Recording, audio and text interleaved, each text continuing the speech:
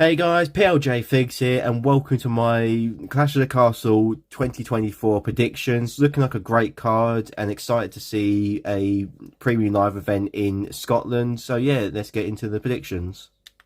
First up, we've got the tag team triple threat match for the women's tag team titles between the champions Bianca Belair and Jade Cargill versus Zoe Stark and Shayna Baszler versus Alba Fire and Ila Dawn.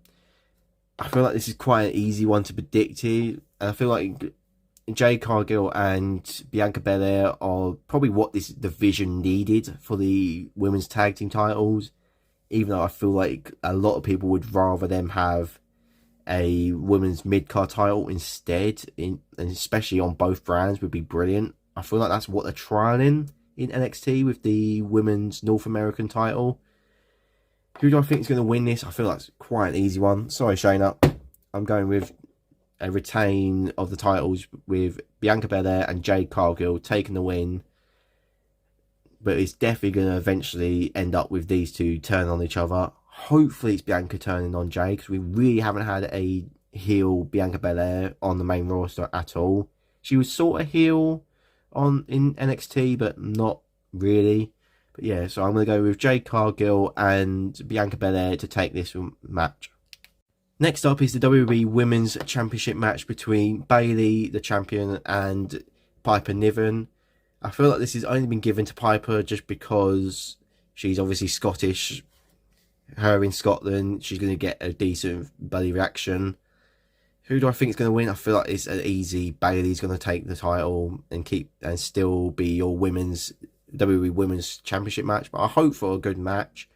And Piper Niven's done really good work, especially since joining up with Chelsea Green. So yeah, I'm going to go for Bayley to take the win and retain her WWE Women's Championship.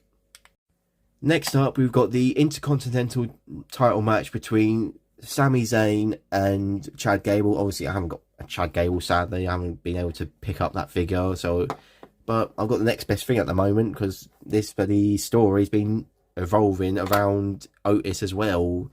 Will he turn on Chad Gable? Will he stop being under this abusive kind of mentor of Chad Gable? I've been loving Chad Gable's heel turn ever since losing to Sami Zayn. He's obviously turned heel. I think he's been doing a brilliant job having a go at Alpha Academy. Is that faction finally going to happen instead of having him with Alpha Academy, him with the Creed brothers? We'll see. They really are feeling like they're trying to make him the new Kurt Angle. Finally. Thank you, Triple H. Doing something right compared to Vince McMahon, but nothing new. Who do I think is going to win this? I don't know, because they could easily have Sami Zayn keep the title and them trying to do a long title reign still. But I feel like Chad Gable needs this win if you really want to do this. I mean, the only way I could see Chad Gable losing this is if Otis maybe costs him the title, and that's what causes this whole thing. Then maybe later down the line we have Chad Gable go up against Sami and then that's when he takes the title finally. But I feel like fans would probably, me included, would want to see Chad Gable take the title. So I'm sorry, Sami, but I'm gonna go for Chad Gable to take the title. I'm just gonna put it on Otis for now, as I haven't got a Chad Gable at the moment. But yeah, I'm gonna go for Chad Gable to take the Intercontinental title, and we will have a new Intercontinental champion, and will be Chad Gable's first ever singles title on the main roster. I think actually in WWE in general. So yeah, I'm going to go for Chad Gable to be your new Intercontinental champion. Next up is our WWE title match between Cody Rhodes and AJ Styles, now being a I Quit match, and obviously a rematch from Backlash, but obviously with the new stipulation of I Quit match. And this is obviously come after the fake out retirement of AJ Styles, doing a Mark Henry and just faking that he's going to retire and then clotheslining Cody Rhodes. They really are trying to make him the new John Cena a little bit, Cody, aren't they? Here for it. Who do I think is going to win? I feel like Cody's going to keep the title. But the problem is, I don't know if this means but AJ's going to retire after this, saying I quit, and it's going to mean he's retiring, or if he's still going to go after saying I quit. Maybe he goes on to, maybe somehow he moves over to Raw or something. I don't know yet. But I feel like Cody, I don't think he's going to lose the title to AJ, even though AJ is brilliant and probably deserves a world title, one more run with the world title before he retires. I don't think he's going to be here. So, sorry AJ, but I'm going to go for Cody Rhodes to retain his WWE Undisputed Championship.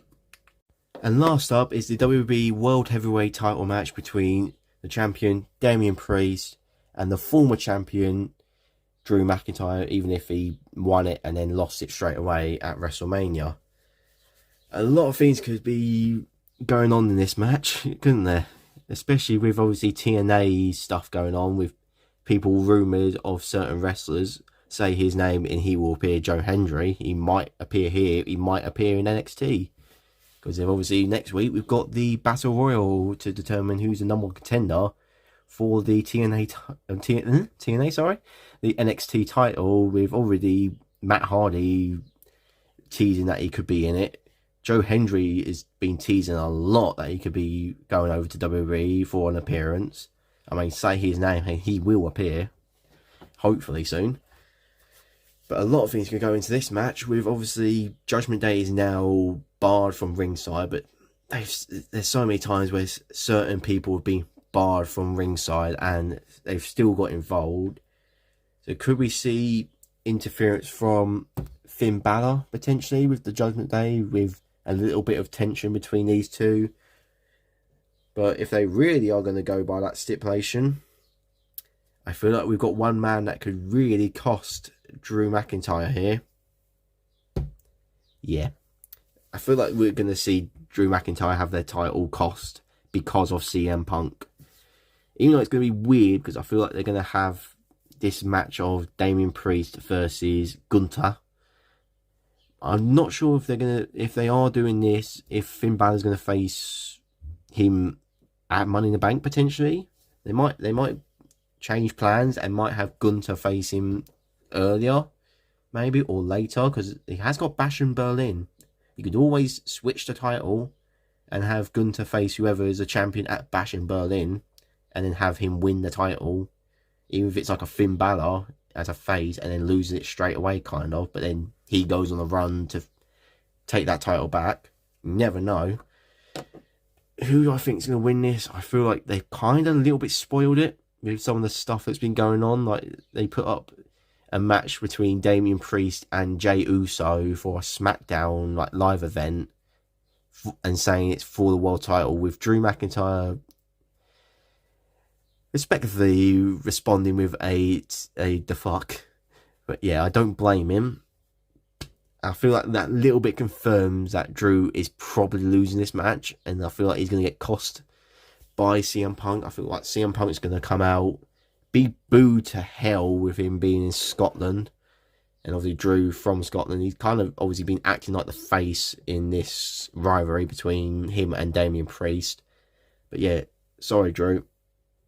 I'm going to go with Damian Priest to retain the title by interference, either by Finn Balor, maybe sneaking in, or someone from Judgment Day. Obviously, you don't know what's going on there yet, and he might want to keep the title on him so he can take it himself, or with CM Punk making an appearance in the match and distracting Drew McIntyre some way, even by not even getting in the match, just distracting him.